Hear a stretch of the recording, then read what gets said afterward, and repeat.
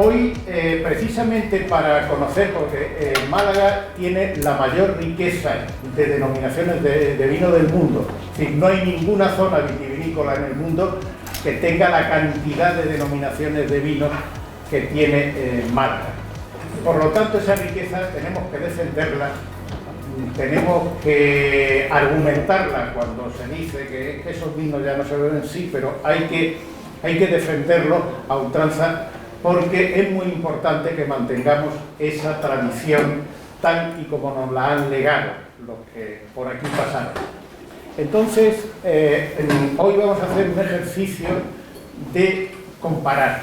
Parangón de los vinos de Málaga no es ni más ni menos que comparación de los vinos de Málaga con otros vinos importantísimos en el mundo, que cuando los oigamos por parte de nuestro ponente nos van a sonar rápidamente. Y vamos a ver cómo esos vinos, que son demandados, ahora me decía Ángel que muchas veces le piden vinos internacionales, y sin embargo hay vinos en Málaga que pueden ser comparables a esos vinos. Entonces, lo que vamos a conocer es precisamente la importancia que tienen los vinos de Málaga en función de su parecido o su similitud con otros territorios del vino. Era muy importante hacer esta charla, porque yo creo que eso va a dar una dimensión general de lo que tenemos, de esa riqueza que tenemos especialmente con los vinos clásicos de Málaga. Para ello hemos traído pues, a un sabio del vino, de los que tenemos aquí en la provincia. Él es un hombre modesto, pero realmente es un auténtico conocedor de los vinos, no solo de los vinos malagueños en general, de todos los vinos. Él es sommelier del restaurante El Grill, está involucrado con el Marbella Club, que sabéis que es el sitio donde nace el glamour de Marbella, donde se irradia, que crea el príncipe Alfonso de Gerlove.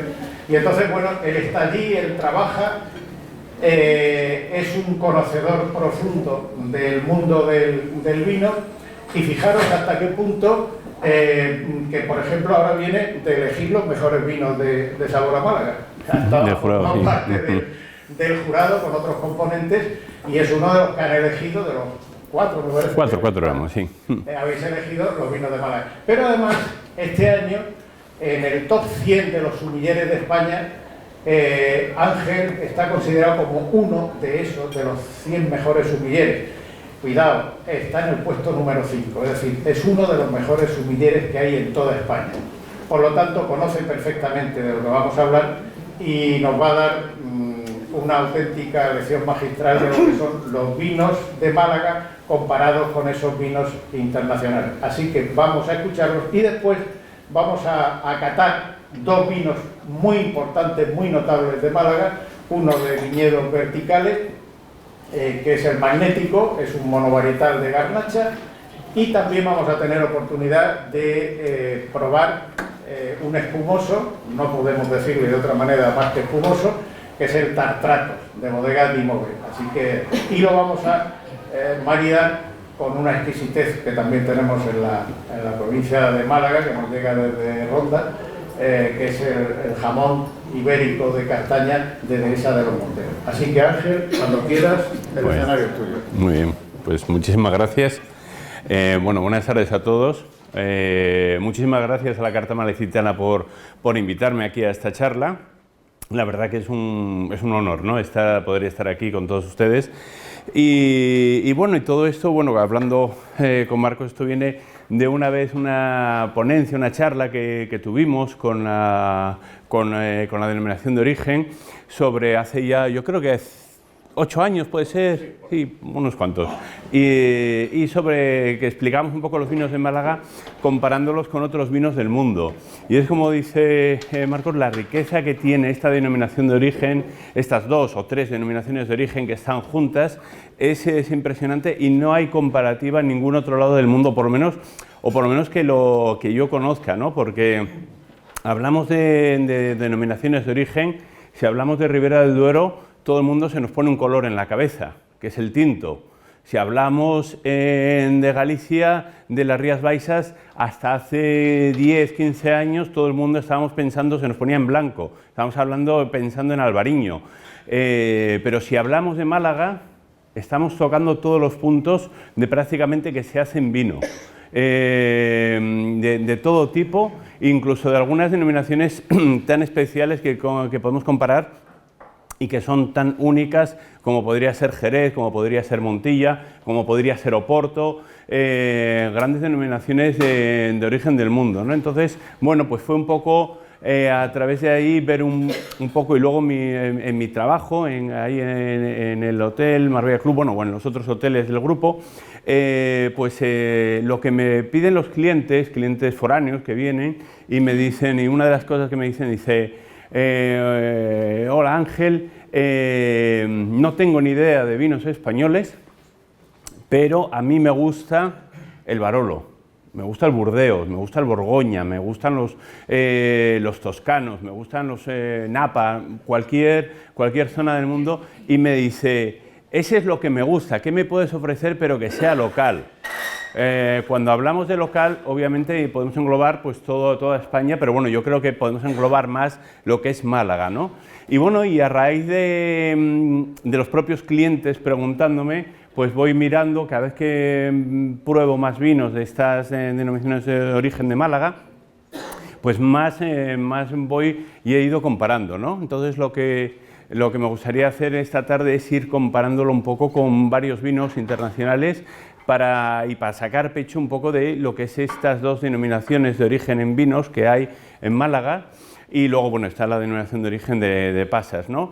Creo que son, que las dos, podríamos hablar muchísimo tiempo sobre las dos, son muy diferenciadas. Obviamente la parte de lo que es la denominación Málaga es la originaria, la que más histórica y es más exclusiva y diferenciadora que a lo mejor que la otra parte. ¿Por qué? Porque son vinos más únicos, ¿no? Pero bueno, a raíz de estos últimos años y como ha dicho Marcos también un poco, también la historia junta, y a raíz de Marbella Club viene el príncipe Alfonso de Hohenlohe, un visionario que crea el primer hotel de Marbella, el primer hotel, descubre Marbella, dice que esto es un paraíso. Y se empieza a crear pues una pequeña casa para él. Como tenía muchos amigos, pues empezaban a venir esos amigos y empieza ya a pensar y dice, tengo amigos pero tampoco quiero ser tonto, también son amigos y amigos y amigos, y entonces empieza creando un poco lo que fue el origen de Marbella Club hace este año precisamente 70 años, ¿no? Él como visionario pues también quiere hacer un vino. Y es un poco de lo que vamos a ver también, y crea el primer vino de Málaga junto con Federico Satz, también de Málaga, de la zona de Ronda, ¿no? Y ahí un poco también empieza esa otra bonita historia de la denominación de origen, que es ya la zona de Ronda, ¿no? Ahora mismo lo que es la denominación de origen, las dos denominaciones de origen que tenemos, abarcan 5 zonas diferentes y cada una pues muy delimitada con diferentes uvas, con diferentes suelos. Aquí lo tengo, solamente pues hablamos de suelos, hablamos de altitud, hablamos de paisajes. Solamente con estas 4 o 10 palabras podríamos echar toda la tarde o incluso hacer un seminario de una semana, ¿no? Porque son pues eso, unas 46 bodegas.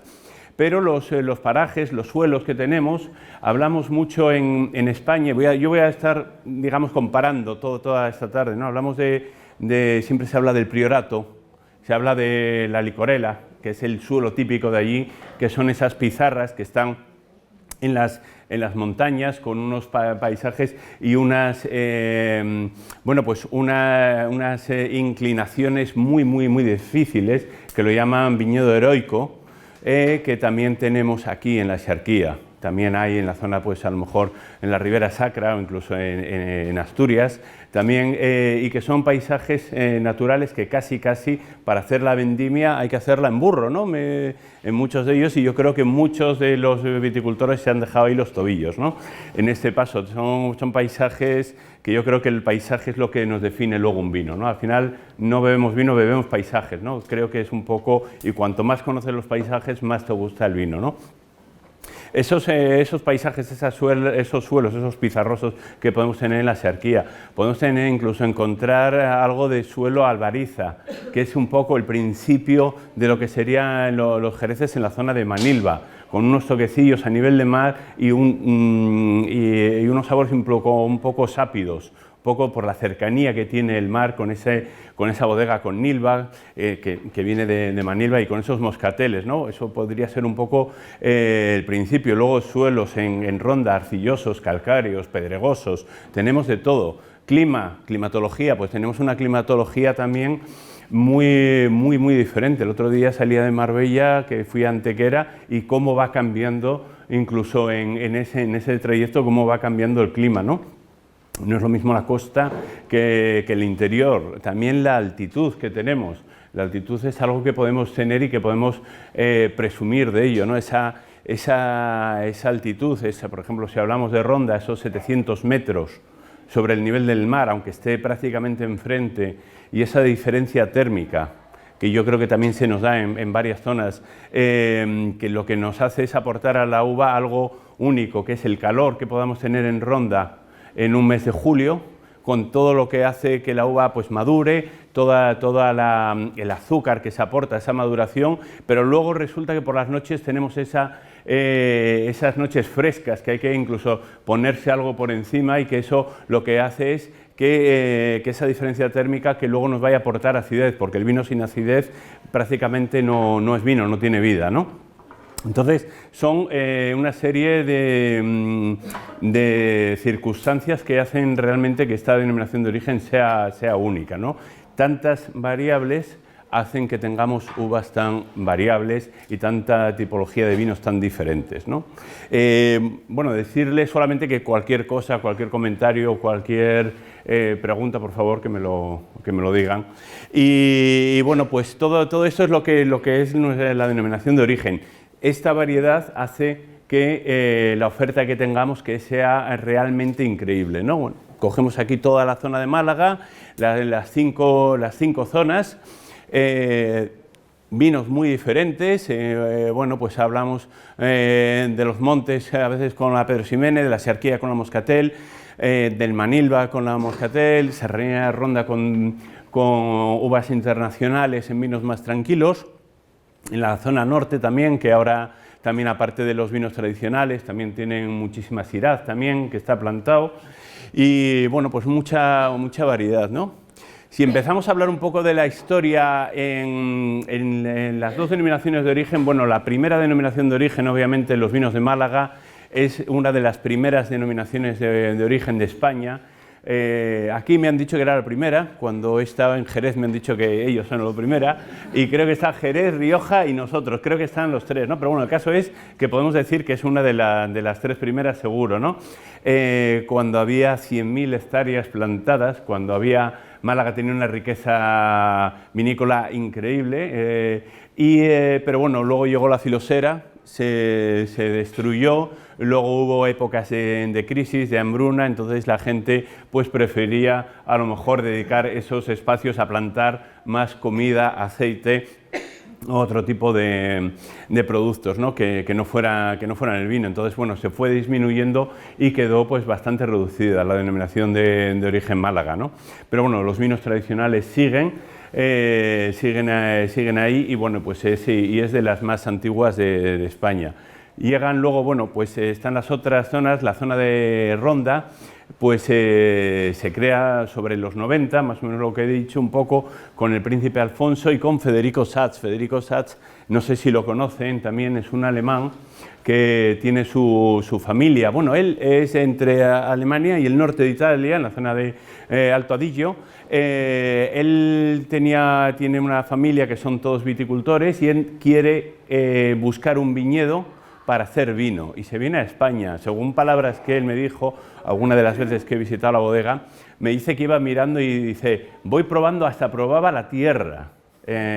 Decía que incluso que la probaba, ¿no? Bueno, pero bueno, para ver, y dice que cuando llega a Ronda encuentra la tierra perfecta, encuentra la climatología que él quiere. Tenemos la Grazalema pues con tanta lluvia, tenemos esa altitud, tenemos los vientos, tenemos el mar, tenemos todo, y me empieza a explicar que eso, que se enamora de esa zona y entonces empieza a plantar uvas y hacer vino allí, ¿no? Justamente depende a quién preguntes, te dirá quién fue el primero. Si te dirán Betas o te dirá o sea, el vino del Príncipe Alfonso o Federico. La otra persona que está, este es Federico, y la otra persona es Juan Manuel Betas, que ha sido el padre de los vinos de Ronda. Él, como una historia de película, como todo lo que hizo el Príncipe Alfonso, pues el Príncipe Alfonso le gustaban mucho los vinos de Burdeos y se va a Burdeos a buscar un enólogo que estaba trabajando, que un español, que es Juan Betas, y que él estaba allí con su mujer, con María Elena, y se los trae a Ronda para hacer el vino de Burdeos, junto con Sacha Lichín, que fue uno de los grandes enólogos que había en la época, y empieza a hacer el vino del Príncipe Alfonso, que llega a conseguir grandes premios. Luego ese vino, bueno, pues se difumina un poco, pasa en diferentes manos y bueno, ahora prácticamente es algo, lo que hacen puede ser algo testimonial, ¿no? Pero esos viñedos siguen y lo siguen trabajando otras bodegas y están haciendo excelentes vinos. Juan Beta pues ha asesorado, yo creo que casi un 70% del viñedo plantado en Ronda ha formado parte de él, ha tenido que ver algo, ha asesorado, ha sido en propiedad, o de alguna manera lo ha llevado, y él ha sido también, incluso ha sido profesor también de enología en varios centros aquí de Málaga, ¿no? Ellos han sido pues un poco los pioneros en la zona de Ronda, que es donde se abre mucho más el abanico para la internacionalización de estos vinos, ¿no? No solamente vinos de licor, vinos más especiales, vinos dulces, sino también para la parte de los vinos tranquilos. Y bueno, vamos hablando, cuando hablamos de vino, yo creo que casi todo el mundo, el primer vino internacional, se nos viene a la cabeza que es Burdeos, ¿no? Se dice que en el mundo del vino Burdeos es el rey y la reina sería Borgoña. Burdeos es, bueno, pues, es la segunda mayor extensión de vino del mundo, la primera es Castilla-La Mancha, preferentemente hace vinos tintos, vinos con estructura, para guardar en el tiempo, con esas uvas mayoritarias de Cabernet Sauvignon, Merlot, Cabernet Franc, Petit Verdot, y él quiere hacer ese tipo de vinos, ¿no? Entonces, bueno, pues aquí podemos encontrar, y podríamos hacer una comparativa, pues los vinos de Betas, tanto uno que tiene que es Petit Verdot como el Selección, que es un Cupás dentro de Burdeos, lo podríamos comparar a ciegas junto con un Burdeos, porque son más o menos, están en la misma línea. Otro vino de Chinchilla, de Bodegas Doña Felisa, pues el Doble 12 también, ¿no? Un vino que, bueno, pues que ha tenido mucho éxito cuando a mí me han solicitado Burdeos y poder ofrecerles algo local, ¿no? También son, al final lo que estoy contando son historias y lo que me han dicho los clientes a través de los años, ¿no? De más de 23 años que llevo ahí en el hotel. Seguimos el viaje y nos podríamos ir a la uva Syrah.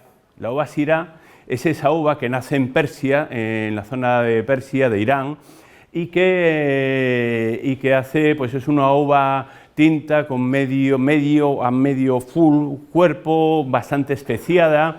Depende de dónde se haga, se va a escribir de una manera diferente, se puede usar con la Z, se puede usar con Y o con I latina, Syrah o Shiraz, depende cómo sea, y podría ser la cuna de la Shiraz en el mundo, desarrollado después de toda la zona de Persia y de Irán.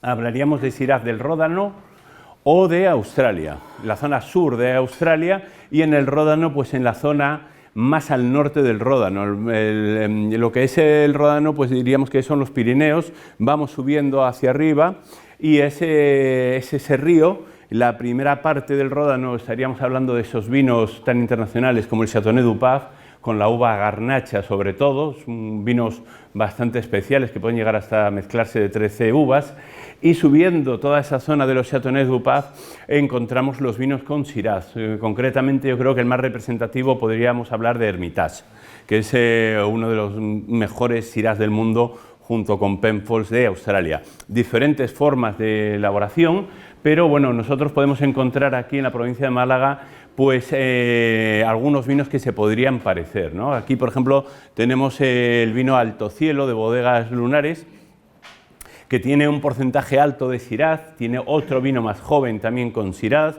y sí que es cierto, y lo que estoy viendo, que cada vez hay más Shiraz dentro de la provincia. Creo que es una uva que se adapta muy bien, porque la Shiraz le gusta el sol, es una uva resistente y creo que bueno, pues es una uva internacionalmente muy reconocida, ¿no?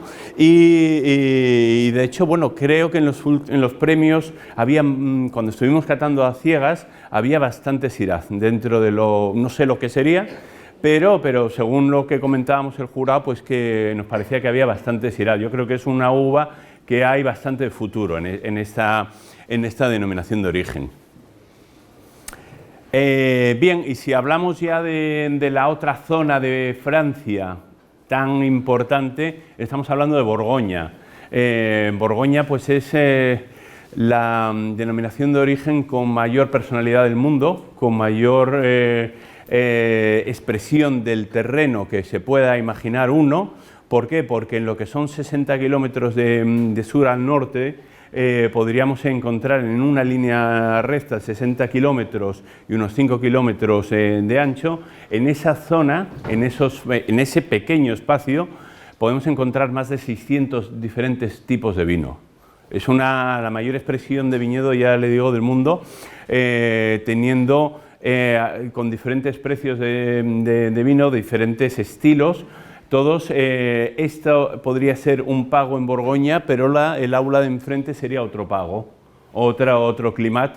Este a lo mejor podría costar una botella pues 200 euros y el de enfrente podría costar 20 euros. O el de allí podría costar 5.000, depende, ¿no? Podría ser, y por eso, la gente dice, ¿y por qué? Bueno, pues por un poco como todas esas capas tectónicas fueron haciendo que la diferencia de suelos, que yo creo que es el origen del vino, hicieron esa complejidad tan abismal que podamos encontrar, ¿no? Y luego, en tercer parámetro para ver un vino de Borgoña, hablaríamos del productor. Pero bueno, casi todos los productores de Borgoña, aunque tienen su propia personalidad, lo que intentan es respetar suelo y clima, que yo creo, bueno, que es un poco la base de todo buen vino y de toda buena bodega, ¿no? Y, esa variedad, cuando estamos hablando de más de 600 diferentes tipos, estamos hablando de una uva blanca y de una uva tinta nada más, en su mayoría, en un 98%, ¿no? Luego tienen otra blanca, que es la Ligoté, otra tinta, que es la Gamay, pero estamos hablando de Pinot Noir y de Chardonnay. Y entonces es la mayor expresión. Todo el mundo le gusta Borgoña. ¿Por qué? Porque Borgoña pues, es elegante, sutil, delicado. Depende un poco de si es más al norte, si es más al sur, ¿no? de esa zona. Y tenemos aquí pues, varios Pinot Noir dentro de la provincia, ¿no? Podríamos hablar del Pinot Noir, el más conocido puede ser el de Bibi, el de Cortijo Los Aguilares, de Ronda, que ha ganado, creo que lo ha ganado 2 veces en un concurso en Suiza de los mejores Pinot Noirs del mundo, y lo ha ganado 2 veces. Es un vino que según sale en el mercado se agota, y la verdad que va evolucionando muy bien. No se puede catar cosas, no podemos ver la historia que tiene ese vino, porque todo se agota. Eso es un vino realmente sabroso y realmente elegante, ¿no? Bueno, pues y ahí tenemos todo lo que es la Borgoña. La podemos ver reflejada por los Aguilares, pero la podemos ver reflejada por varias bodegas que tienen también Pinot Noir, entre ellas también Federico, ¿no? Hemos hablado de Burdeos, hemos hablado del Ródano, nos vamos a Borgoña, seguimos viajando. Y vamos a una uva que en su mayoría, la mayoría de las personas la conocen, que es una pequeña o ínfima parte del cupás clásico de Burdeos. que es siempre cuando hablamos de los Burdeos y leemos las fichas de cata, pues los grandes Chateau, pues vemos 75 Cabernet Sauvignon, 20 Cabernet Franc, 5 Merlot, 1,7 de Petit Verdot, 3,5 Petit Verdot, pero siempre una pequeña y ínfima parte de lo que es esos vinos. Pero ya desde hace un tiempo esta uva tiene un potencial en hacerla única, solamente con Petit Verdot, muy buena. En España se hace en varios sitios, pero yo creo que dentro de España podríamos hablar de la zona de Málaga, de las que mejor éxito tienen, que es esta uva, la Petit Verdot, también pues de origen francés, ¿no? Que estamos hablando, bueno, pues aquí tenemos un vino de Moro Santo, una Petit Verdot. Y luego también tenemos otra uva que se llama la Blaufränkisch, no sé si la digo bien o no, si hay alguien con habla alemana a lo mejor me lo puede corregir. Blaufränkisch, que es una uva, es austriaca, es una uva con medio cuerpo y es una uva que se hace mucho, que se elabora mucho en Austria, pero también se elabora y está muy de moda en Estados Unidos. Pues una bodega de Ronda pues ha hecho un vino, una edición, creo que es la primera edición que ha hecho 750 botellas y se llama Blau 7. No sé si exactamente 7 serán los meses que pueda tener de barrica, no lo sé. Y eso, bueno, ha sido curioso, bueno, ha sido uno de los vinos premiados la semana pasada, ¿no? Como tintos con más de 6 meses de barrica. Es un vino también bastante interesante y ver esa riqueza que tenemos de muchas más uvas, ¿no? Bien, luego uvas locales, pues tenemos la uva melonera, que no sé si la conocen, pero si se fijan bien en la fotografía, la uva parece un melón. Y de ahí viene, y es redonda, y a veces es un poquito más achatada, y entonces sí, se va pareciendo a un melón. Melonera, sobre todo, bueno, pues en Ronda se hacen algunas y son uvas que se están recuperando, ¿no?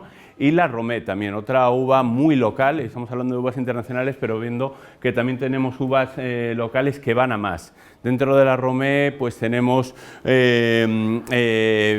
varios vinos, pero bueno, destacaría uno que vamos a hablar luego, que es un 100% Romé en rosado, también, que es algo único también, ¿no? Aquí lo tenemos, es el rosado de Arillanas, de la zona de la Serquía. Y el otro pues es Acinipo, de Federico Satz, que es el único Lembergen monovarietal que hay en España. Y el rosado de Clara es del norte, es de Benelux, creo que es holandesa, que se vino con su pareja hace años y tienen una bodega y la verdad que hacen vinos fantásticos, tanto en blanco, algún tinto también, los dulces y este rosado también, que es algo bastante especial, ¿no? Es bastante único, con una producción también muy pequeña, ¿no? Estamos tomando algo que no podemos tomar en otros sitios. O sea, esta charla es hablar de las similitudes que tenemos del mundo, pero también estoy diciendo lo único y exclusivo que tenemos nosotros también aquí en Málaga, ¿no? Visitando, bueno, pues bodegas y probando vinos, pues también nos encontramos que aquí tenemos una parte de Argentina, que es la Malbec, la clásica uva que se pueda dar en la zona más alta pues de todo lo que es Mendoza, ¿no? En este caso, bueno, pues es de la bodega Conrad y el vino se llama Cristina, que es Malbec, creo que está en un 100%.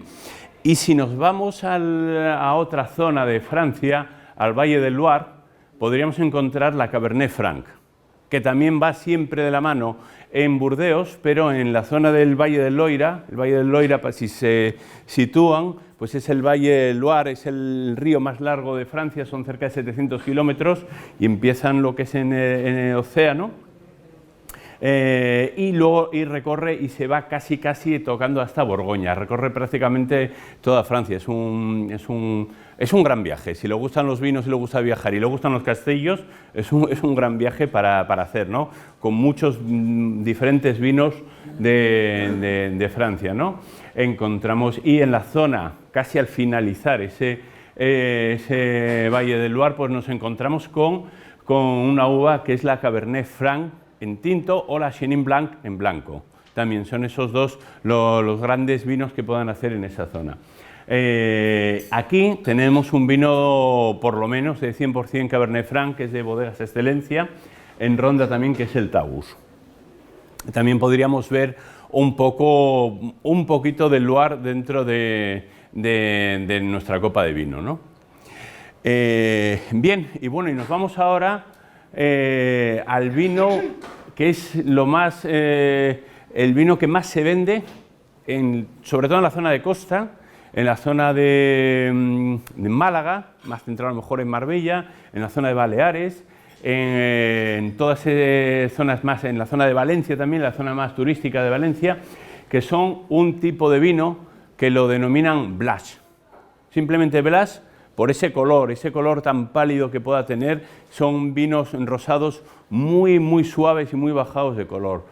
Yo me acuerdo ahí en el hotel, en Marbella Club, porque siempre estudiamos todo, ¿no? Hacemos siempre pues, gráficos y vemos un poco lo que se vende, lo que no, las tendencias que se pueda tener para ir evolucionando las cartas al siguiente año.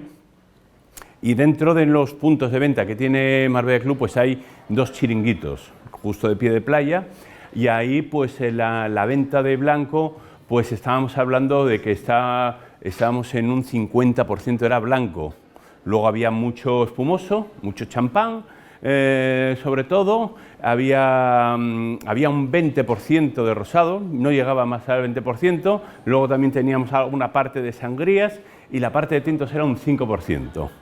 Y ese 5% la mitad era en sangría, también que podemos encontrarlo. O sea, prácticamente el tinto era inexistente. Abrimos por la noche, empezamos a trabajar también por la noche y sí la venta de vino va subiendo, ¿no? Pero a lo que me vengo a referir es que el rosado pues era un 20%. Ahora mismo el rosado es más importante que el blanco.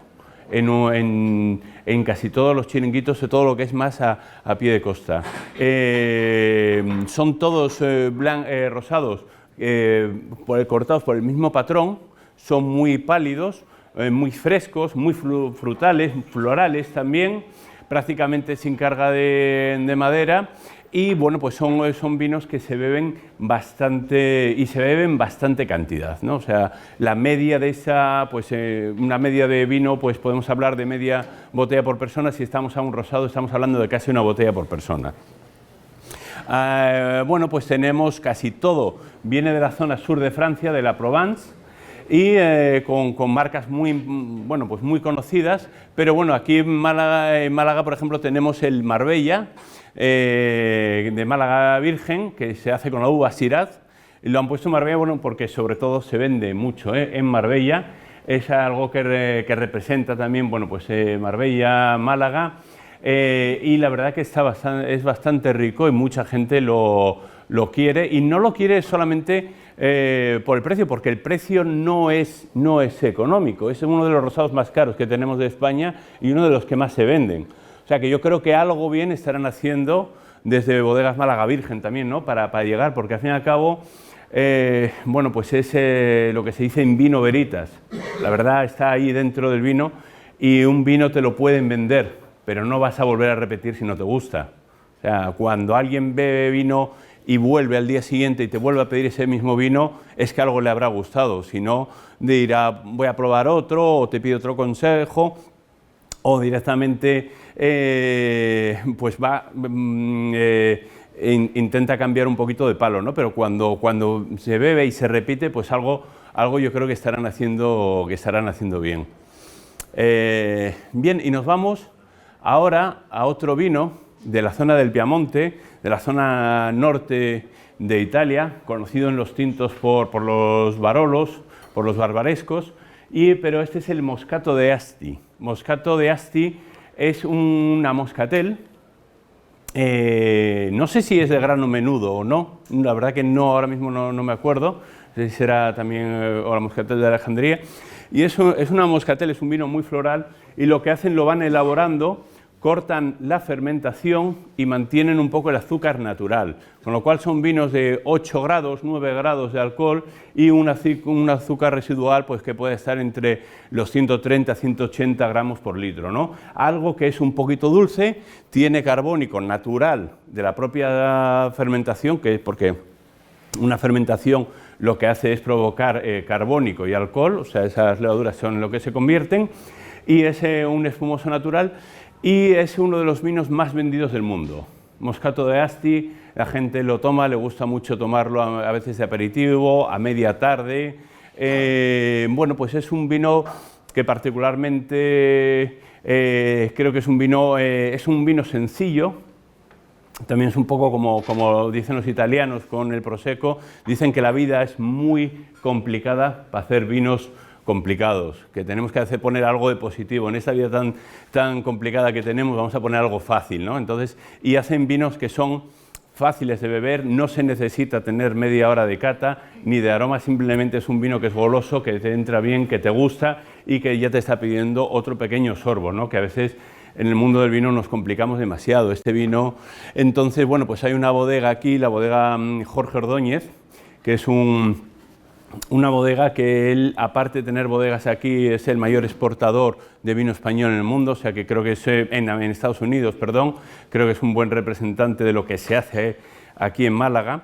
Y bueno, pues ha dado con este vino y que gusta muchísimo. Es muy parecido al estilo de Moscato de Asti. A mí me gustaría decir lo que me gusta más que los moscatos de Asti. Hay varios tipos de Moscato de Asti, pero de la mayoría que hay en el mercado a mí me gusta más. Es muy malagueño también, bueno, pues vemos ahí la portada, ¿no? Lo que es la etiqueta. Y bueno, pues es el típico, ese clásico vino que podemos poner en una amenidad cuando viene un cliente que llega tarde al hotel, que viene viajando de, pues no sé, por ejemplo, de Estados Unidos y llega a Marbella Club en una de esas habitaciones con vistas al mar y lo tenemos puesto y lo ponemos con algo de comer, ¿no? ¿Y qué lo ponemos con algo de comer a esa media tarde? Lo ponemos pues a lo mejor con un poquito de piña natural. Algo bastante sencillo, incluso con algo de fiambre muy suave también le podría ir bastante bien. O incluso como tiene ese punto goloso, con un bien me sabe malagueño también, ¿no? Y creo que es una buena representación de Málaga al mundo. Tenemos no sé cuántos millones de turistas, lo que tenemos que hacer es exportar no solamente las playas que tenemos y el sol, y las tiendas que tenemos, sino hay que exportar nuestro producto. Creo que eso es bastante importante, ¿no? Bien, pues seguiremos viajando y nos vamos a una de las zonas más importantes, más icónicas, más exclusivas que hay en el mundo del vino, que es la zona en la que prácticamente todos los sommeliers tienen el ojo o la vista puesta, que es la zona de Jerez. Hablamos de Jerez como denominación de origen y por sus vinos, pero bueno, cuando estamos hablando de Jerez estamos también hablando de Montilla y estamos hablando también de una parte de Málaga también, o incluso del condado de Huelva, ¿no? Que también lo pueden hacer, ¿no? Y es esos vinos tan especiales, buscando ese velo de flor en algunos casos, en otros no, y que son los vinos más versátiles que hay en el mundo. Cuando buscamos un maridaje, si nos fuéramos a comer a Celler de Can Roca y vamos a pedir un menú de degustación de 30 platos y cada uno con un vino, estoy seguro que 20 de ellos serían vinos generosos. Vinos generosos o vinos generosos de licor.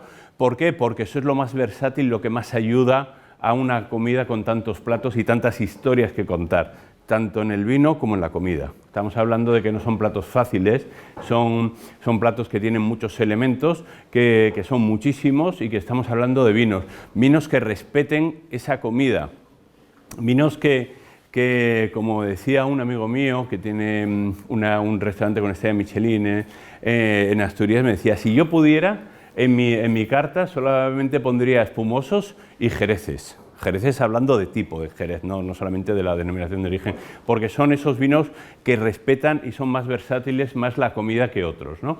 Entonces, bueno, pues son vinos que nos van a dar muchísimo juego a la hora de maridarlos, vinos también de meditación, de pensar, de leer un libro. O sea, muchas veces me dicen, oye, ¿y este Pedro Ximénez con qué lo maridarías? Y digo, pues con una una chimenea y un buen vino, ¿no? O sea, creo que no necesitas más, porque a veces teniendo Pedro Ximénez, yo qué sé, en mi casa a veces lo bueno es que a veces se me olvida hasta de probarlo, de tomarlo. Solamente con el olor te llena tanto que no necesitas otra cosa, ¿no? Son grandes vinos que tenemos en España, y que si esos vinos se hicieran en otros países, en Francia, en Italia, en Estados Unidos, estaríamos hablando de 10 veces más caros de lo que tenemos aquí. Tomar esos vinos con esos estilos, no sé, hablamos de otros vinos del Arcos de Moclinejo, el envejecimiento que tengan, 20, 25, 30, 35 años esperando para tomarlo, con una potencia aromática increíble, con un aguante que tienen increíble, y con la cantidad de expresión que tú puedas tener dentro del paladar, con esa potencia, pero con esa versatilidad, con ese respeto a la comida también, bueno, pues son realmente tesoros que podemos tener en Jerez. Y si los vamos a poner aquí, podríamos hablar de Trajinero, pues es un oloroso seco, es malagueño, tiene, creo que son 10 años de envejecimiento, no llega a 10 euros la botella, y muchas veces se nos asemeja y es muy muy parecido a muchos olorosos secos que podamos tener en Jerez.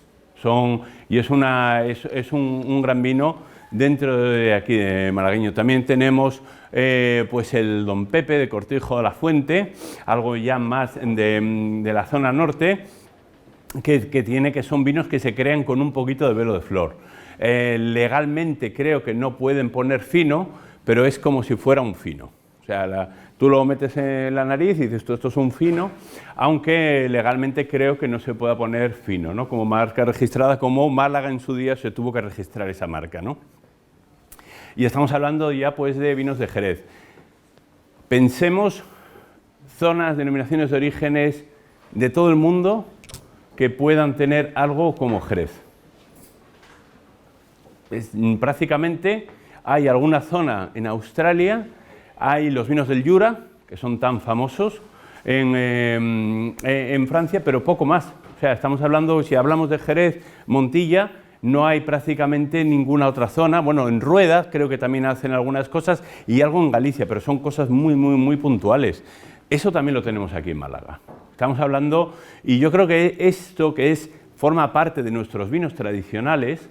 Eso es uno de los grandes tesoros que podamos tener y que nos hace únicos, ¿no? Tanto en seco como en dulces, que vamos a hablar un poquito más tarde, ¿no?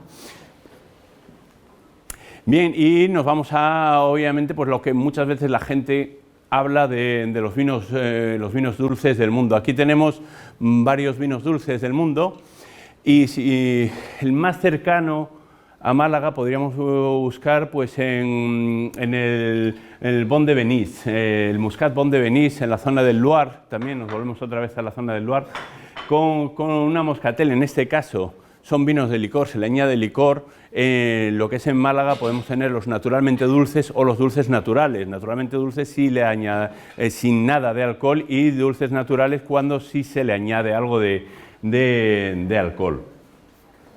Grandes vinos del mundo, bueno, pues tenemos, aunque son diferentes uvas y diferentes métodos, otros grandes vinos del mundo.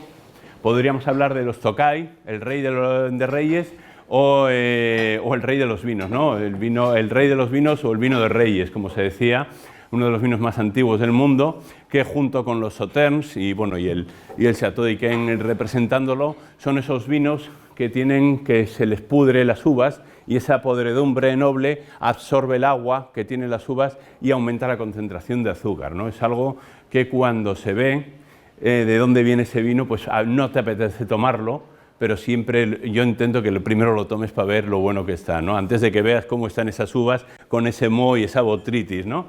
Bien, son grandes vinos dulces del mundo. También podemos decir pues, los vinos de hielo, los vinos de Sauternes, los vinos de Tokai, los Bon de Venís y Málaga. Y resalto Málaga como muchas veces, y cuando nosotros en el restaurante decimos, tómese una copa de Málaga, un vino dulce de Málaga, una moscatel de Málaga, y lo hacemos con la boca abierta y decimos, y te dicen, pero es que es local.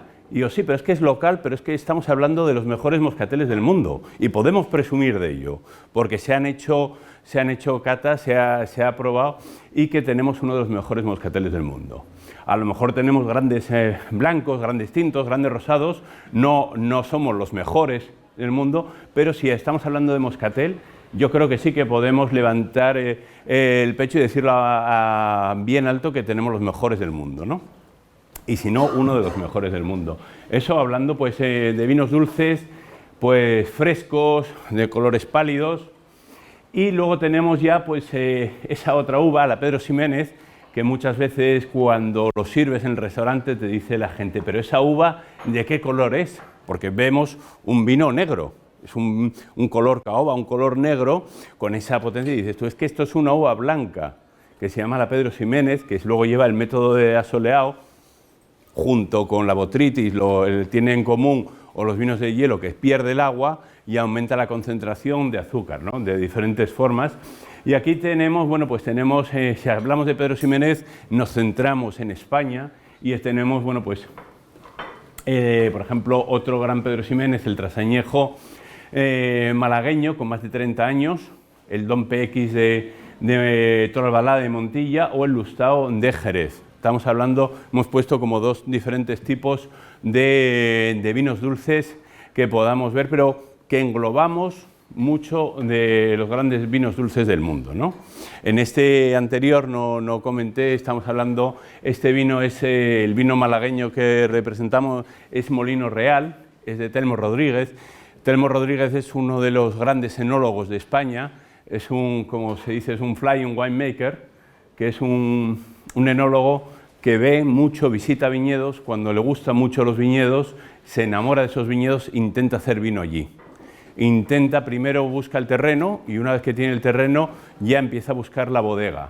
Muchas veces incluso hace alianzas con bodegas locales y hace el vino en esas bodegas para como una especie de trato, yo te ayudo a hacer los vinos, pero tú me vas a dejar tus tinas para fermentar. A veces lo suele hacer así, tiene vinos por toda España y ha escogido, y para hacer los moscateles en seco y en dulce, no ha escogido otra zona que no sea Málaga. Y ha venido a Málaga y ha venido a Cómpeta a hacerlo porque él cree que aquí son los mejores vinos de mayor expresión, tanto en dulces como en secos, ¿no? Y es un enólogo de origen de Rioja. Y bueno, pues vamos a hablar un poquito de blancos, ¿no? Déjenme ver cómo vamos de tiempo porque... Vale, voy a ir un poquito rápido. Bien, tenemos aquí cuatro blancos malagueños. Hablamos el primero de Victoria Ordóñez con el Voladeros, también ha sido premiado la semana pasada. Una Pedro Ximénez seca. La Pedro Ximénez se dice que es una uva pues un poco austera a veces, pero en este caso tiene una gran expresión, sobre todo una expresión muy mineral, ¿no? Yo creo que es uno de los grandes blancos de España. Tenemos luego el Botani, en este caso Botani Nobleza, que es una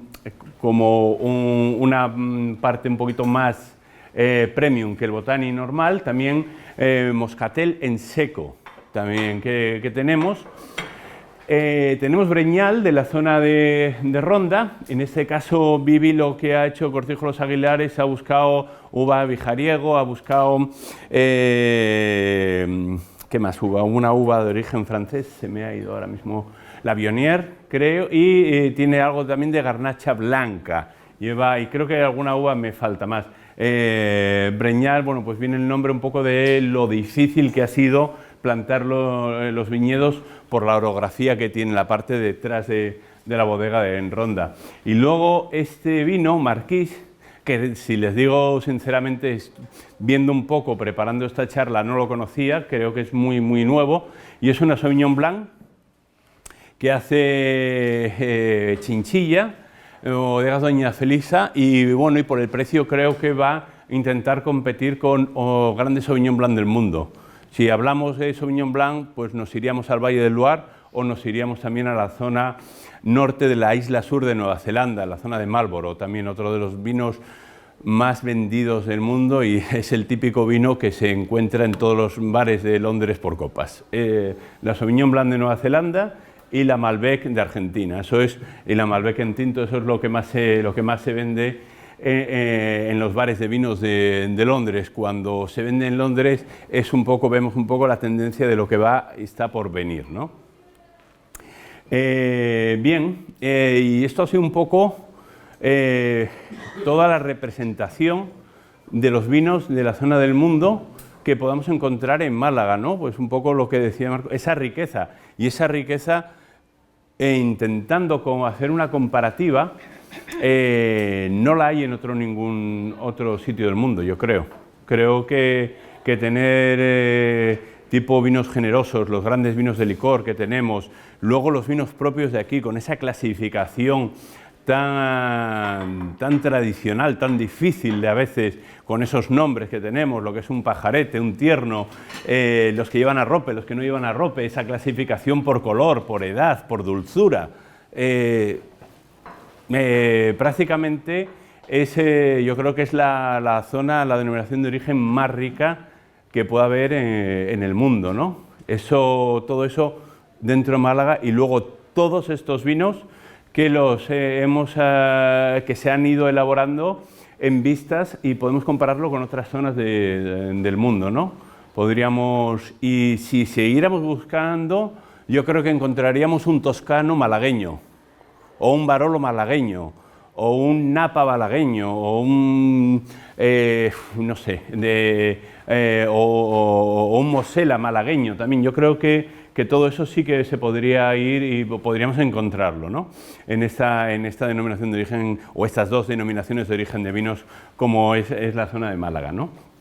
Y aquí, bueno, pues simplemente quería vamos a probar dos vinos de una bodega, de dos bodegas, que puedan ser lo más representativo a nivel nacional de lo que es Málaga en el mundo, en España, ¿no?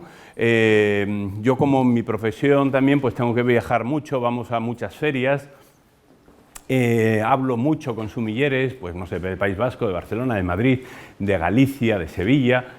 Tenemos grupos de WhatsApp, y muchas veces pues se habla de los vinos, ¿no? Y muchas veces se dice, ¿cuáles son los vinos que más de moda se están poniendo ahora en España? Y la gente pues dice, el Priorato ya no es moda, ya está consolidado.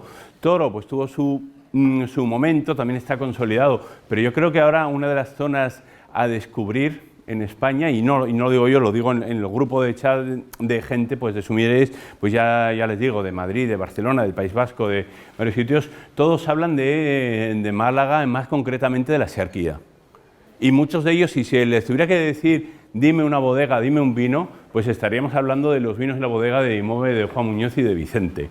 ¿Por qué? Por lo que están consiguiendo a nivel nacional, que estén en esas cartas de vino de los estrellas Michelin de Cataluña, en los estrellas Michelin de otro sitio, en los grandes vinos vas a Madrid, vas a los vinos a los bares de vinos, a Angelita, que es un referente, o a cualquier otro, y ves, y siempre Málaga tiene un sitio. Muchos de ellos son de esta bodega, muchos de ellos son, pero en este caso estamos hablando de los vinos más de la zona de Málaga, más tradicional de Málaga, porque sí que es cierto que los vinos de Ronda es la internalización del cliente que nos viene de fuera y que le gusta ese tipo de vinos, pero muchas veces, si a alguien le gusta un Burdeos y está en Barcelona, se tira más a Burdeos, o se tirará a un vino local catalán con ese estilo de no se va a tirar, me gusta Burdeos, me voy a Barcelona y me voy a tomar un vino de Ronda.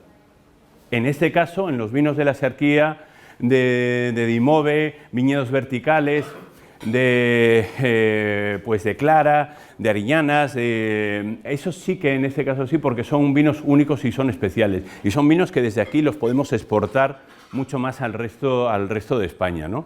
Vinos muy tradicionales y que creo que están dando mucho que hablar a nivel nacional y parte internacional también, ¿no? Ahora vamos a probar dos vinos, pues servirlos si queréis. ¿Te parece, Ángel? Sí. Perdona, ya que tenemos aquí al bodeguero Sí. y a quien nos ha traído el jamón, Sí. podía hablar un Por poquito supuesto. y contarnos.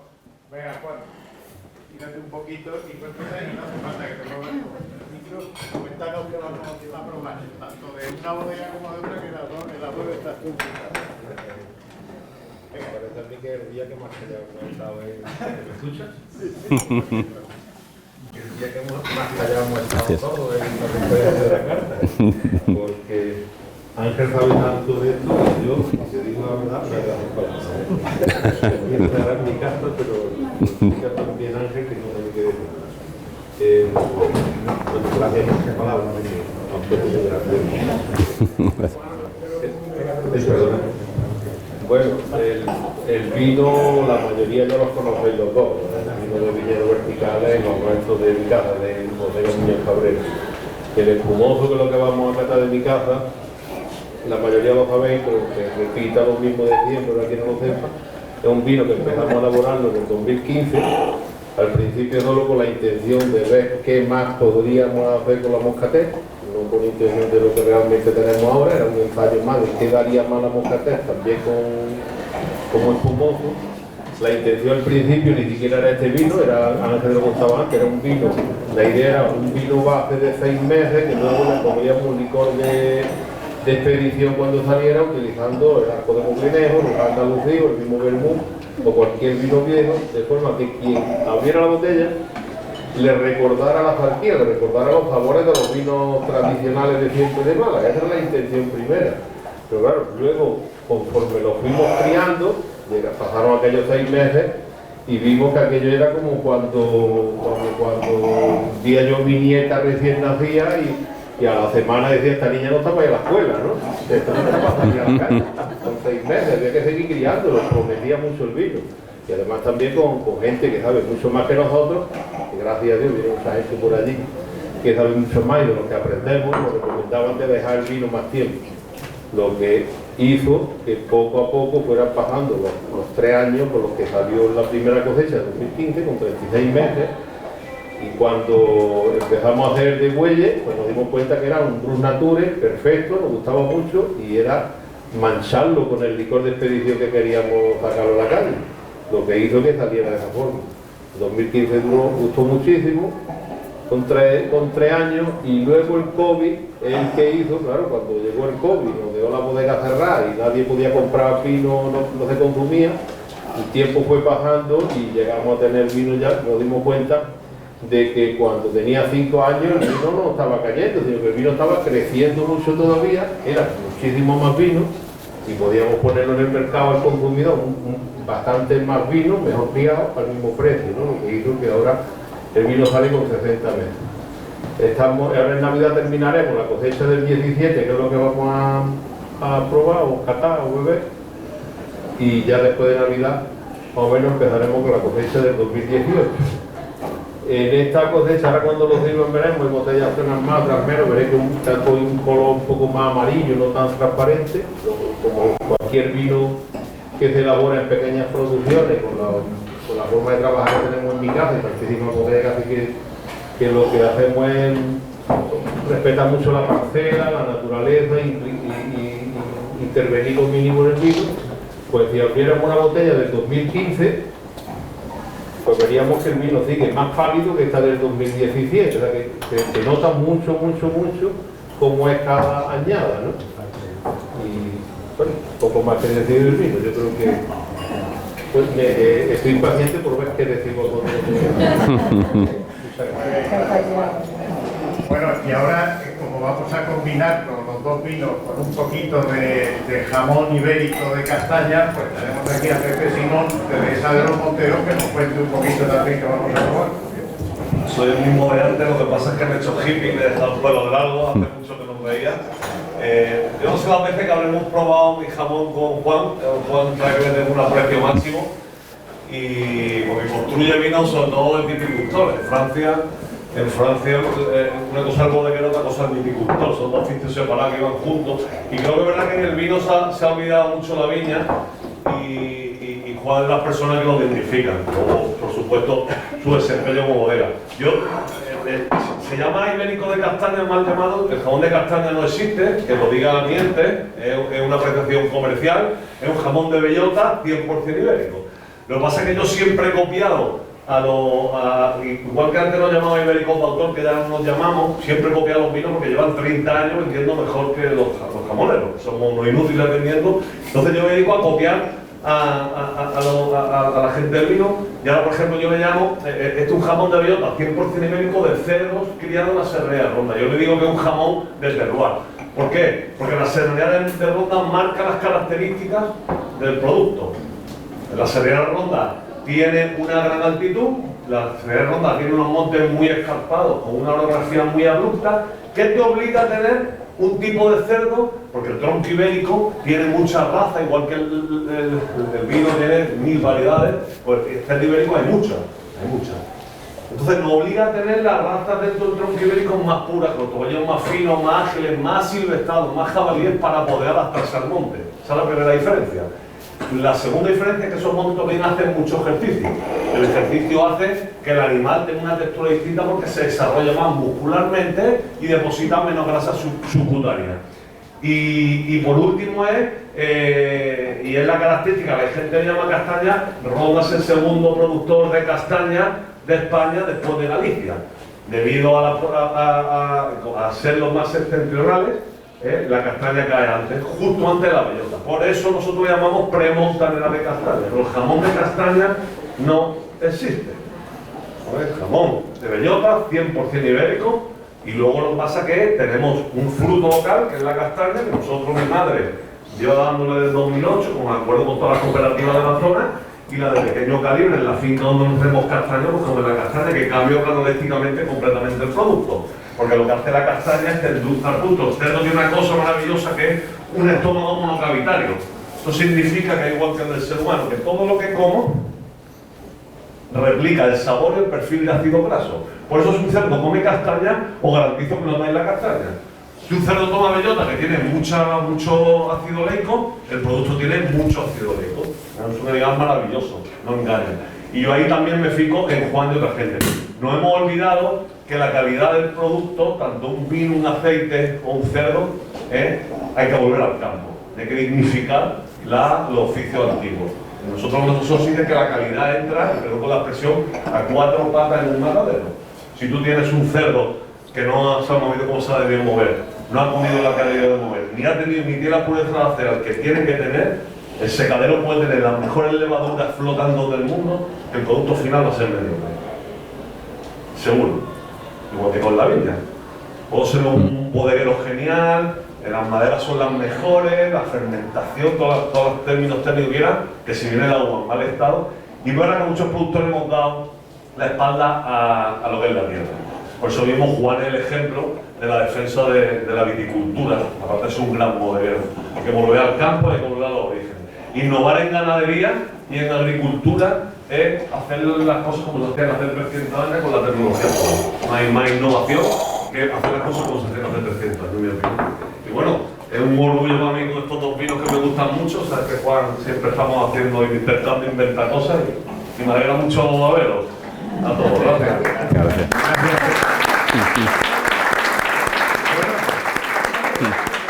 Ahora ya pasamos a la cata. Pues bien, muy bien. Perfecto, vamos a catar. Juan, ¿tú prefieres que catemos empecemos por el espumoso o por el tinto? Yo no me atrevo a llevar Vale, bueno, pues empezamos con el espumoso.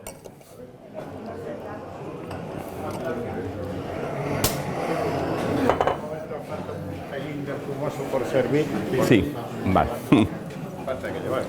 Hablando hemos comparado los vinos de todo el mundo y hemos hablado poco de espumosos, hemos hablado un poquito del Moscato de Asti, pero bueno, eso es diferente. El gran vino espumoso del mundo pues son los champán. con el método tradicional, que puedan ser también cava en España, pueda ser Franciacorta también en la zona de Alemania, en los cremats de otras zonas de Francia. Aquí tenemos una gran expresión de vino espumoso también, que también podríamos compartirlo con nuestros clientes cuando estamos hablando de grandes espumosos pues, del mundo, ¿no? Porque la verdad que este es muy buen espumoso. Tiene lo que ha dicho Juan, tiene esos periodos de fermentación que varían, y creo que es un vino para celebrar. Al fin y al cabo, todos los vinos espumosos son pues vinos que siempre los vamos a tomar celebrando algo, ¿no? Creo que nuestros mejores momentos de nuestra vida siempre van alrededor de burbujas. Creo que las burbujas es ese punto final que no habíamos hablado antes en todos los lados, y ahora sí que hablamos, y por eso no he querido hablar de otras zonas. Sí que es cierto que en Málaga lo que nos falta son más espumosos, porque creo que es un poco una de las bebidas que cada vez se beben más y se disfrutan más. Creo que ahí sí que nos faltaría, estaríamos un poco cojos y con pocas representantes, aunque bueno, yo creo que con Tratratos vamos muy bien representados también. Y luego, y el otro vino, pues la Garnacha Magnético, de esos viñedos tan verticales, tan arriesgados, tan directos, y la Garnacha, como esa uva, que depende de dónde sea la garnacha, de dónde se críe la garnacha, nos va a dar cosas totalmente diferentes, ¿no? No es lo mismo una garnacha de Gredos con un color muy flojo que nos parece más casi una Pinot Noir que una garnacha de Alto Moncayo con un color negro, con una sobremaduración muy fuerte. Y en ese caso yo creo que aquí lo que se intenta, vamos buscando un poquito a esa garnacha fresca, a esa garnacha directa, a esa garnacha con ese punto ácido que nos va a seguir, que nos invita a beber un poquito más. Estamos hablando de que estamos en un clima cálido. Hay veces que esas garnachas tan pesadas es difícil de beber. Y al fin y al cabo, yo muchas veces en la prueba, yo estoy pues probando vinos prácticamente toda mi vida, ¿no? Pero yo creo que una de las mejores catas que hago a veces es cuando estoy en mi casa con mi mujer, con mis amigos, y a veces abrimos una botella de vino y lo que se queda de esa botella de vino, y que digas tú, cuando vayas a coger la botella y vas a echar y dices tú, se nos ha acabado. ¿Eso qué significa? Que es buen vino. Cuando coges, has terminado de cenar, tal, y dices tú, queda media botella de vino, ahí algo ha pasado. Y es que no se ha disfrutado lo suficiente, ¿no? Que ha costado un poquito más. Yo creo que la tendencia cada vez es buscar vinos como este, vinos frescos, vinos con ese punto de esa acidez, de que lo que hace es beber una copa e invitarte a otra más, ¿no? En este caso esa garnacha que nos va a dar esos frutos rojos, como las buenas garnachas que podamos tener, y creo que es un vino muy disfrutón, ¿no? Dentro de todo lo que hacen, tanto viñedos verticales, Dimove, porque son vinos, cada uno de ellos con mucha personalidad. Y ahí sí que yo creo que todos los vinos, o prácticamente casi todos los vinos, los de Dimove, no son para compararlos porque tienen su propia personalidad, ¿no? Pero siempre buscando un poco el gusto ese internacional de que tengan, ¿no? Y bueno, empezamos probando el espumoso. Decimos espumoso porque obviamente no se le puede llamar de otra manera. Vemos el color, como ha dicho Juan, es un color un poquito más, tira un color un poquito más dorado, que vemos un poquito la evolución. Las burbujas, para ver las burbujas en un espumoso, cuanto más pequeñitas, mejor, por norma general. ¿Por qué? Porque es lo que te van a hacer sentir dentro de tu cuerpo. Si tuviera burbujas grandes, ¿a qué me recordaría? Me recordaría un Sprite, un 7-Up, un refresco con carbónico añadido, y no, esto es un carbónico natural, es un carbónico que se ha hecho con el paso del tiempo. Había un artículo que decía que cuántas burbujas había en una botella de champán, un artículo que me llamó mucho la atención y que siempre se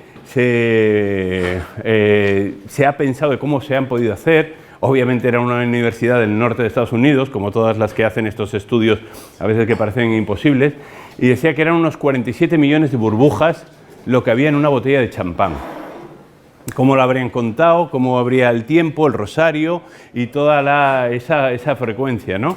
Realmente me parece, bueno, pues un estudio un poco que no tiene mucho sentido, porque depende también un poco del tamaño, ¿no? Yo creo que la burbuja, más que el número de burbujas, tiene que ser la calidad de la burbuja, y que la burbuja, cuando metamos este vino en la boca, que no sea como un gas que tengamos al tomar un refresco, sino que sea una espuma con un poquito de chicha, con un poquito de vibrante que pudiera ser, ¿no? Que eso es lo que pretendemos en los grandes espumosos.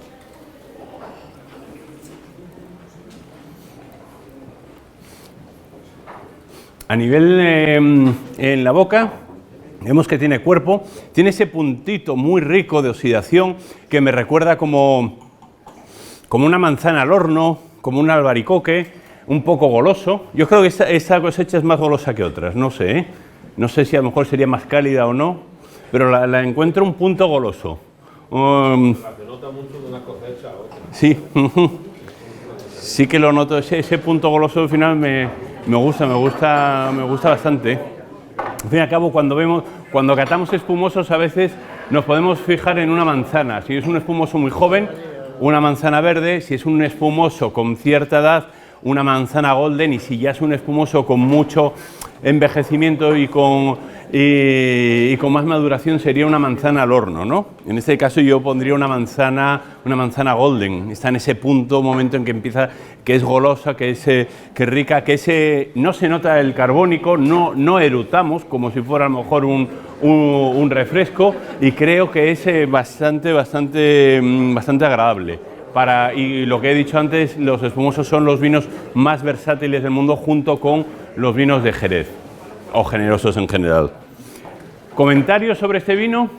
¿Alguien quiere aportar algo? ¿Les guste? El mejor maridaje de esto, se dice del champán, es con el jamón. A mí personalmente, y aquí a lo mejor el jamón con tinto no es mi favorito.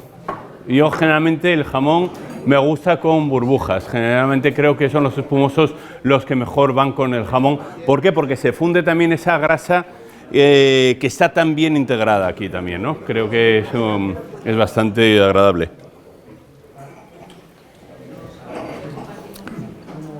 Bien, ¿algún comentario sobre el Tartratos? ¿Les gusta? Sí. A ver, un momento, por favor. Una acidez muy rica. Sí. No, era simplemente pues la acidez que tiene este vino, que le da un frescor, que envuelve el paladar, y una sensación muy agradable, ¿no? Muchas gracias. Pues sí, porque si no hay acidez no hay vida. Muchas veces se dice, pero en Málaga hace mucho calor. El calor nos va a fastidiar esa acidez. Esa acidez existe en la Searquía. La Moscatel tiene acidez. Y otra cosa es que un vino dulce sin acidez no es vino, estaría muerto. A veces los grados de acidez son mayores en los vinos dulces que en los vinos secos. Obviamente tienen que soportar más. Y cuanto más dulce, más acidez tiene que tener para que haya equilibrio en esos dos. Y esto es lo que te hace incita a beber más. Sí que noto también ese punto mineral que pueda tener estos vinos, que no es solamente esos otros espumosos de fruta, que es lo que más predomina, ¿no? ¿Algún comentario más? Sí. Hola. No sé si será algo más técnico, ¿no? Que no tengo mucha idea. Pero en el momento en el que lo paladeas con la parte media de la lengua, te da como un choque fuerte, no ácido, pero como si agujas, pero si te pegara fuerte, no sé si es... Más en la zona... La parte media de la lengua... Antes de tragarlo, sí. Pero un poquito antes del final de la... Eso puede ser un poco eso, por el punto de eso ácido. Al fin y al cabo, en la parte media es donde tenemos la acidez. En el dulzor lo tenemos al principio, la acidez, y luego al final el salado y el astringente. Y eso es lo que hace que este vino tenga, o que los vinos que tengan acidez tengan viveza, porque si no se nos cae en el paladar y prácticamente no tendríamos gusto. Creo que yo estoy, sí, de acuerdo. Muchas gracias. Sí.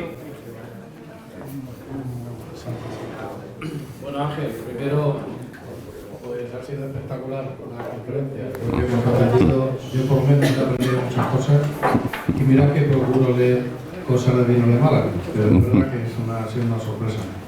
Pues muchas gracias. Es una pregunta comercial. Sí. ¿El cliente del Marbella Club bebe vino de Málaga? Cada vez más. Cada vez más. Creo que desde que empecé ahí hace muchos años, había muy pocos, teníamos obviamente el vino de la casa, era el vino del Príncipe Alfonso, pero creo que cada vez le gusta más y creo que es el valor añadido dentro, cuando viene un cliente de fuera, de cualquier parte del mundo, y viene a vivir la experiencia, no es la experiencia en Marbella Club, es la experiencia en Málaga. Y yo creo que, ¿por qué? Porque es lo que nos diferenciaría, porque si no tendríamos un Marbella Club en cada sitio, podríamos hacer un copy-paste de cada sitio, una franquicia, ¿no? Y yo creo que eso es cuando viene un cliente y se toma un vino de Málaga y te dice, oye, es exactamente, y ahí es donde viene un poco toda la historia de esta charla, es exactamente mi gusto, porque a mí me gustaban la Borgoña, o me gustaba Burdeos, o me gustaba, ¿por qué? Porque desconocían el producto de aquí, ¿no? Y se va y dice, ¿dónde puedo tomar este vino? Y decimos, tiene que volver a Málaga. O como hacen muchos, coger y llevarse todos esos millones de turistas que tenemos, llevarse un poco de Málaga a su sitio, y cuando vuelven el siguiente año dicen, oye, ¿sabes que he encontrado el vino de Málaga que me recomendaste hace años? Y digo yo, ¿y qué opina cada vez que abro? Y digo, cada vez que abro esta botella de vino me acuerdo de Málaga. Y me acuerdo, bueno, y de Marbella Club, y del equipo que somos, ¿no? Allí, ¿no? Y creo que eso es porque recomendar algo que lo pueda tomar en cualquier lado, creo que si se toma un vino, un Burdeos, que lo pueda tomar en cualquier parte del mundo, una carne, un Kobe, que está tan de moda, realmente yo creo que la gente que le gusta el Kobe es que no sabe lo que es un buen jamón. Sinceramente, porque sí, yo realmente no hace mucho que probé el Kobe, y cuando lo probé me dicen, ¿qué tal? Y digo yo, pues es como un jamón, pero más pesado y más graso. No me daba, entonces claro, digo, es que no conocen lo que es el jamón propio de aquí de España.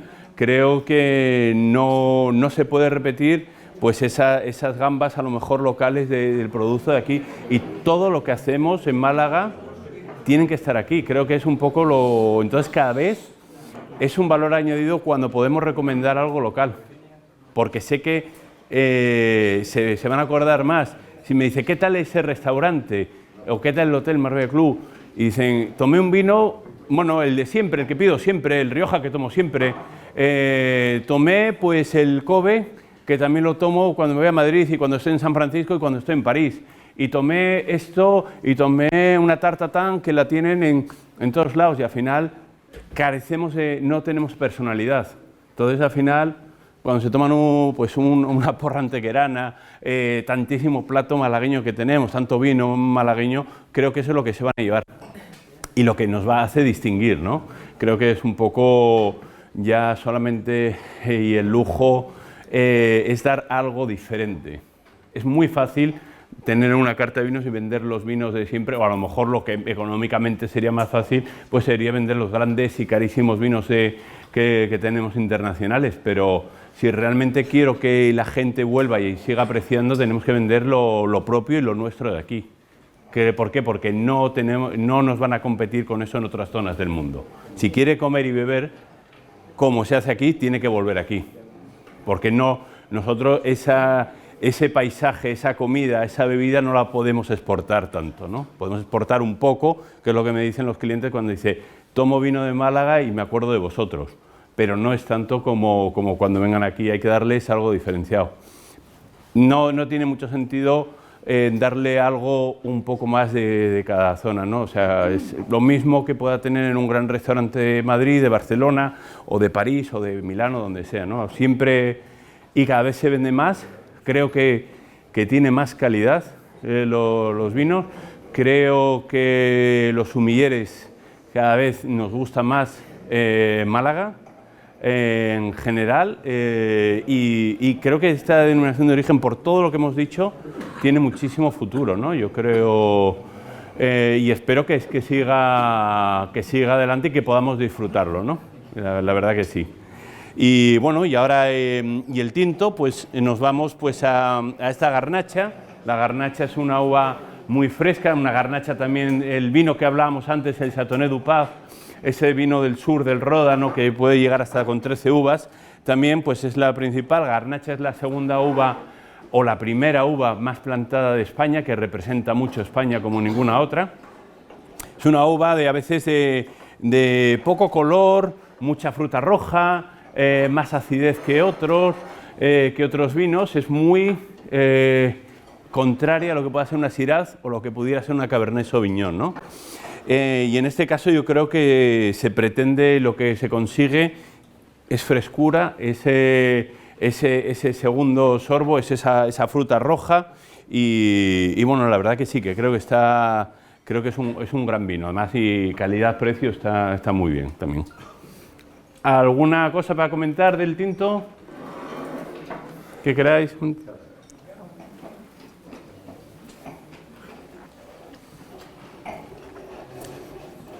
La garnacha también ahora, y comparándola, como llevamos toda como la tarde, la garnacha ahora es la uva que se está poniendo muy de moda en Rioja, también por la frescura que aporta. También, y la zona de la Rioja Baja, que generalmente está un poquito más detestada, ahora se está poniendo mucho más de moda por la uva de la garnacha, por la garnacha de toda la zona de Madrid, de la zona alta de Gredos, de Ávila, que están consiguiendo grandísimas puntuaciones, y creo que es una uva y un vino para disfrutar. Creo que hace 20, 25 años no estaba tan prestigiada la garnacha. Se desechaba porque decían que era una uva muy dura, que no servía, que se utilizaba para las mezclas. Muchas veces cuando decían tiene este vino, esta uva y otras, era la garnacha, sí. Pues sí. Vamos a probar. ¿Algún comentario sobre la garnacha, sobre el tinto? Yo una pregunta sobre el jabón. Es que el año pasado yo compré un jabón de Castalla de Galicia, totalmente diferente de este.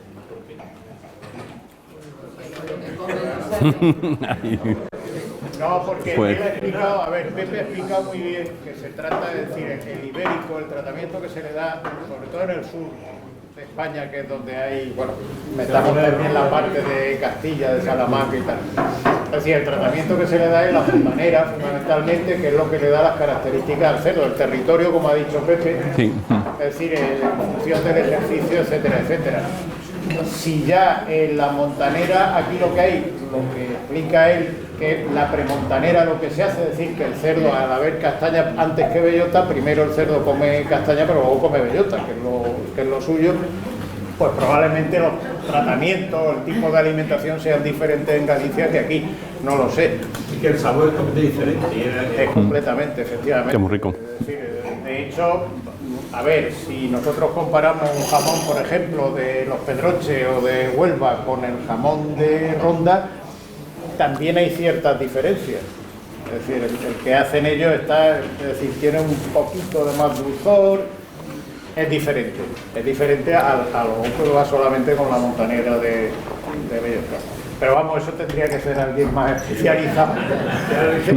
Simplemente el territorio, como ha dicho él una cosa que es fundamental, tanto para el vino, es decir, estamos hablando, por ejemplo, aquí de una garnacha, si me voy a acercar.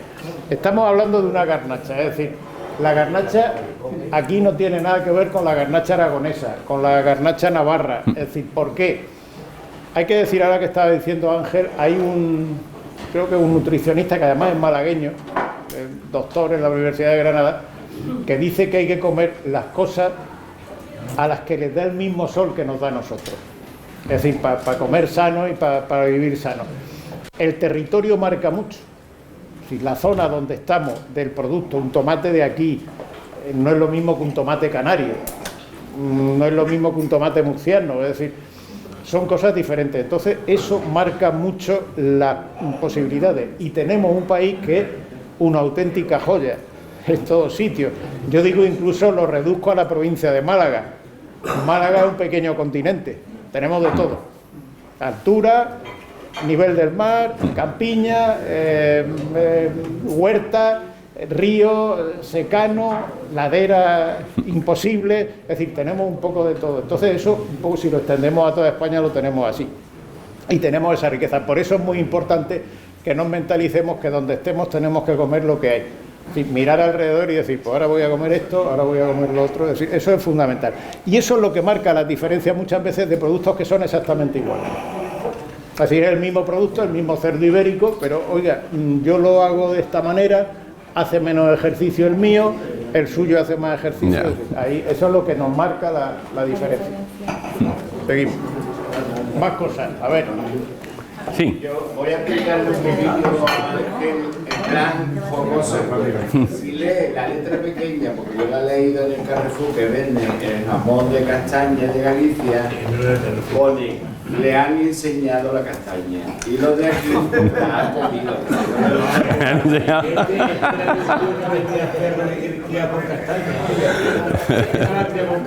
se puede generalizar.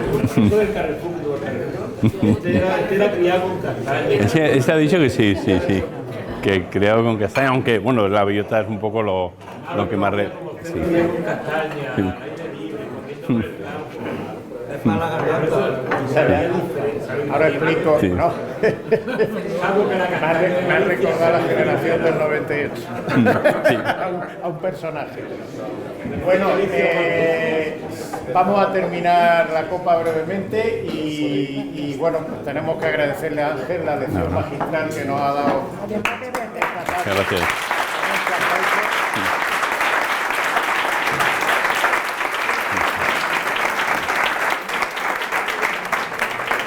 Y bueno, como muestra de su paso por aquí, por la tertulia, sabéis que siempre le hacemos entrega de un detalle, que se lo va a hacer Antonio Carrillo, nuestro vicepresidente Jesús Moreno. Es una escultura de Pepe Pereiro, miembro de la Carta Malacitana, y bueno, pues sencillamente porque te acuerdes de que has pasado por aquí, por el estrado de la pues Carta. muchísimas gracias. Muchísimas gracias. Muchísimas gracias. Sí, me ha gustado. Muchísimas gracias. Muchas gracias. Sí.